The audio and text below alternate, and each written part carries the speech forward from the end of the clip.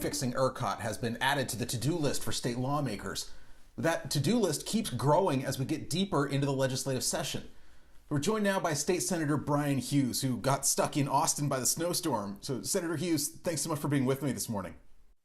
Thank you for having me. These are strange days, and it's good to be able to connect. I know the fallout from this storm will be a big issue this session. One of the problems that the House and Senate could take up is that ERCOT is uniquely isolated from the rest of the country's power supply, which meant it couldn't pull in power from other states that could have helped Texans. So is the time that the isolation ends and ERCOT is hooked up to the rest of the grid?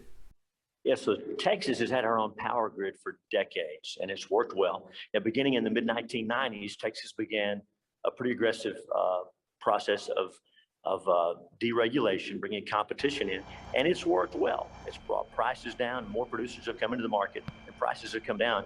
But again, this storm has revealed some real problems. Now, you know, and I know that the free market works and competition works. That gets the most good to the most people, best price for the consumer. But the way ERCOT's doing it is not free market. It's not based on capitalism, and it's got to be addressed. And that can be addressed quickly because Governor Abbott added ERCOT reform to his list of emergency items. What are your thoughts on that and his other emergency priorities? You bet. So the governor, as you know, under the Constitution, can set items as emergencies, and that means we're allowed to hear them in the first 60 days. Otherwise, because of our Constitution, we cannot hear bills in the first 60 days. So he's designated some important ones.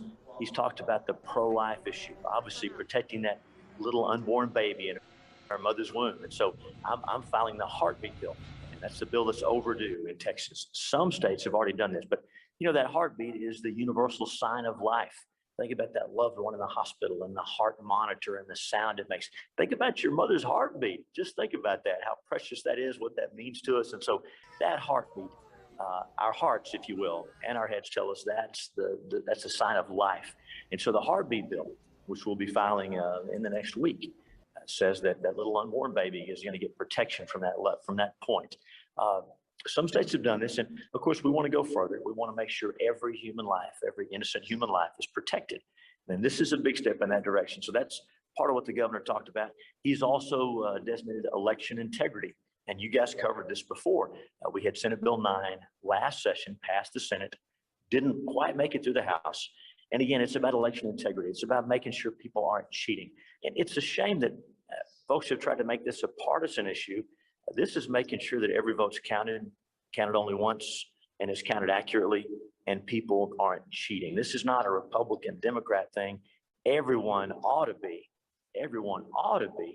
for election integrity, for election security. So that was a priority for the governor, and we'll be working on that legislation as well. Some of these bills will be filed in the House and the Senate, and we'll work together with our friends over there to get them done. So those are two that he mentioned. And as you know, he just added ERCOT, this Texas power grid, which we continue to have real challenges with. He just added that as an emergency item. And there's a number of things there. The way the system is designed, there's too much of a reliance on wind energy. And we're not blaming this all on wind energy, but that's part of the problem. The system needs to be designed because currently wind producers get such good subsidies from the federal government that wind producers can sell power into the Texas grid and lose money. So if you're a coal plant or a gas plant or a nuclear plant, you can't compete with zero profit, with losing money. But those wind producers can because of federal subsidies. So what's the result? For the last 5 to 6 years, no one has built any new coal plants, gas plants, even nuclear plants in Texas. And so a storm like this hits us and we don't have any excess capacity. That's part of the problem. We also have to acknowledge that ERCOT, our Texas power grid, most of our folks in Smith County listening and watching are on the ERCOT power grid. ERCOT has not responded well to this, and we're not sure exactly why. Folks over in the SWEPCO service area, in Longview, Mineola, Marshall, Texarkana, those folks have not had near the problems that we've had in ERCOT. And so job one is getting folks back online, and hot on the heels of that, we're going to find out what happened and make sure it never happens again, because this is not acceptable in America, in Texas. So the governor wisely made that an emergency item. And of course, we're very glad he did. And we'll have more with Senator Hughes after the break, including a look at his personal legislative priorities. So stay with us here on ETX Covered.